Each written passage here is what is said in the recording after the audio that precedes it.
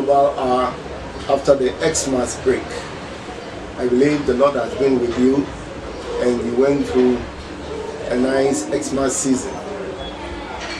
Mama Papa Bium Eba Global Hour. Emra the Jai to Okudi Brunya Kakaba and did say Erade Ekamo Emma Brunya Lidian and Consuye. Yet try at this way so. And Sunday Jai to honor. Nay, I did preaching at the Shana baby, Yanisa. In the neck, yet the preaching at the Shana every baby. See, you drew baby a stop it, cano. Aka C and a. The red church is seeing me in near Sanso so Ashe at the Fufu account. We are now at C and A and looking at the mnemonic stopica. The C stands for contextualization. Contextualization is all about making the Bible become relevant to a community. That is, being sensitive to the issues of a community, so that the people in the community will own the message of the Bible. As it is, Paul Hybert, Daniel Shaw, and Titi Tienu have indicated that where there is no contextualization, it all ends up in split level Christianity.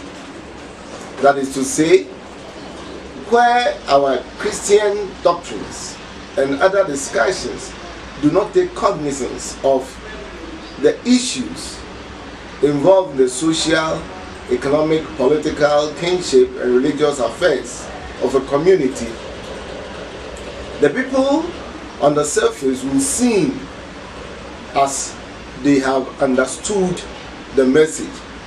But when it comes to a time of testing, you will see that the people will demonstrate a kind of split level Christian, that is to say, a kind of double allegiance to God and to the traditional systems, particularly idols. The mechanic said, a year I've been phobia to say Paul Hybert, Daniel Shaw, and Titi Tienu. One must say a different contextualization, say, Kanyamiasem, Naya ma amfa and then a cosopa or Ipakuna, they are sending one, or must sit some more bragomu, one customs and as a culture. The combine said, a moment Jinaye said Christopher. One more Fabi, one more the ma, and near my one more assets rather than to Sabo soon, no more Fabi so. I say, Omodia my Bible. The mission say a bad man, social media. This is serving the chrono, that they are sending out to no so, and I say will be every annual. A year I was not the couple so, will grant to assume Yama. There's no friend Christian. Now, for Hybert must say when you are bad because there is no contextualization. Obedi say Stephen Bevans. Watch a quite be bit me a fast near contextualization. For Hybert knows why chair quite before so near contextualization. Stephen Quiney be and say a quite fast so now ye church a Bible national and now Bible national ye come or say a chese and no say na a year a sitting dada sitting on some say no obesi a car funnel. Ah, nipa no a wo ka kire obeti asi na nkwa say Israel komodi o see ebi so ne praxis ene say na me asma wa kire no de ne nkofo no nyina ka bom na de aye action de aye adwuma na nkoba say ye ka Kristo ye ka Bible asa na ze de bia ye stories into atoa ne abeti ne ekọ ye no mo enka bom emfa nko ye adwuma wa abonten. For Hybert, and so any call for every be critical contextualization. Say obi a kan nyame asem no so obe say unyame asem kanoma contextualization be mu e fa ekwan nine bi so some 4 steps. The first one is making sure that you are phenomenological. That is, you want to listen to the people for them to teach you about the things of God. So you behave firstly as a student. Then the second one is the ontological approach, where you apply your theological understandings about the issue that you are studying. Then the third one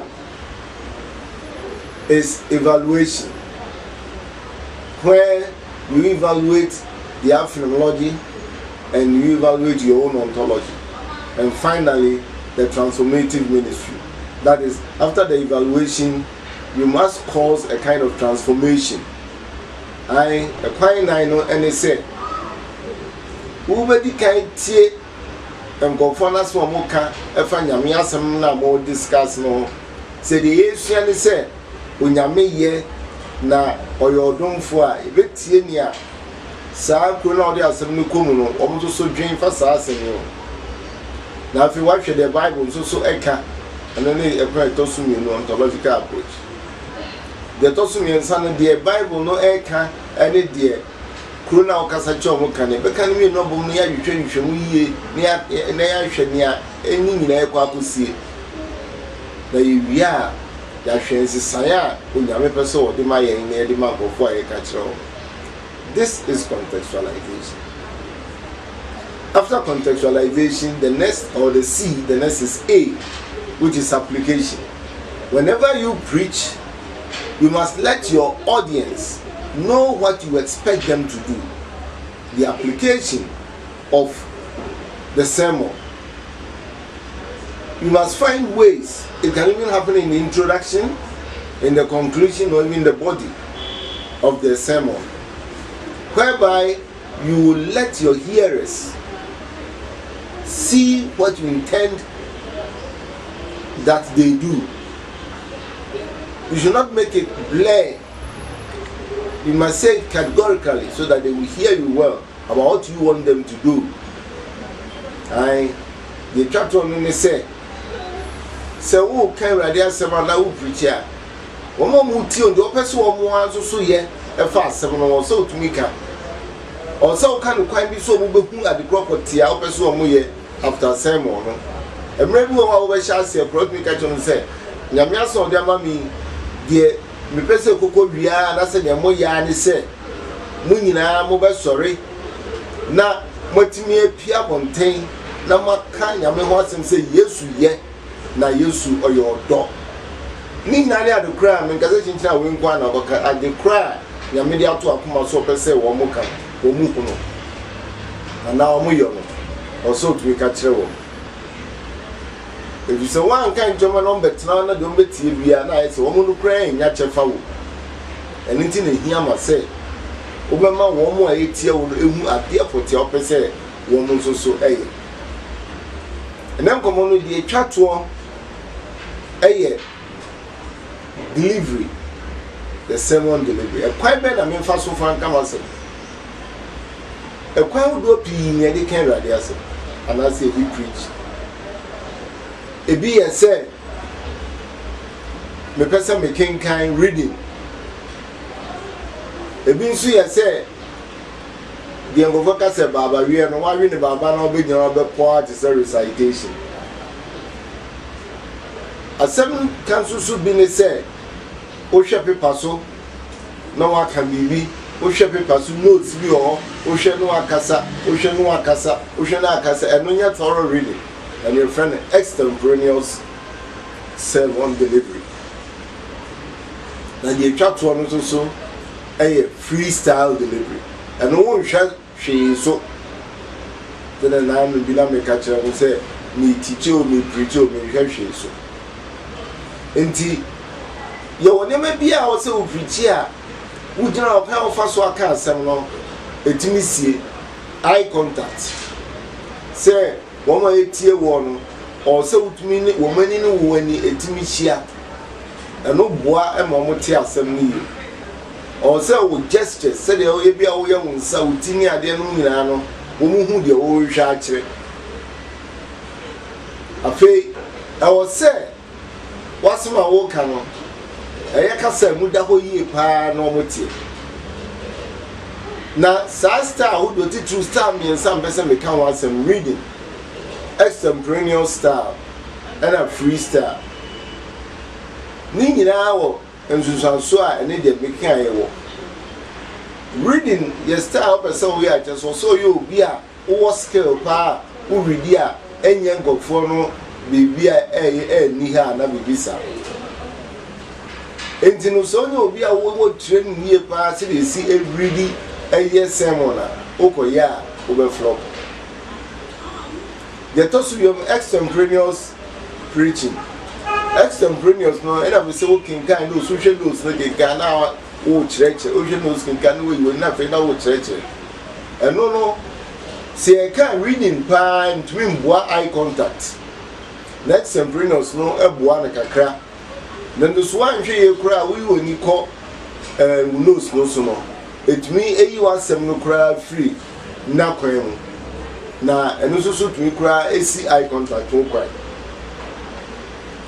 na start nyina de esombo pa obetumi a won say utumi eye ene freestyle delivery say nya de a wohwe news bia so na woka ebi say yesu na odi no wadanse ne say wodi di ba de ne hia safe na okohwe news kire say wagi asem na tu no wakoma mu. Now that man sounds so no so was sua there a great check a crowd. Yes, when you're mere Eddie Suya, if you say, wouldn't Bible was a munina. Crapple so we ask me idea. So, oh, yes, our references here and yet. And a year and you may midday, sad styles I would be at one. A beer won't be free at once, and yet. Freestyle delivery shall say kakra crowd with extemporaneous preaching.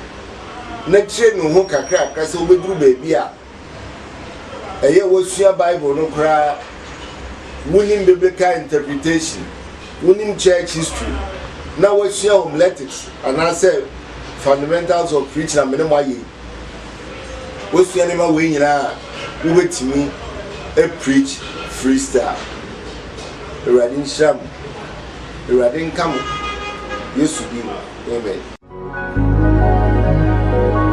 You are here, moving in our midst. Are you looking for a media production house that deals with professional films, advertisements, short films, music videos, documentary, wedding, parties, and other events? Look no further. Westway Media is the right place for you. We also run short courses like photography, graphic designing, logo animation, and video editing. You can locate us at Kumasi, Bremai Junction. Call us on 0244 601311 or 0332 2084880. Westway Media, winning together. I worship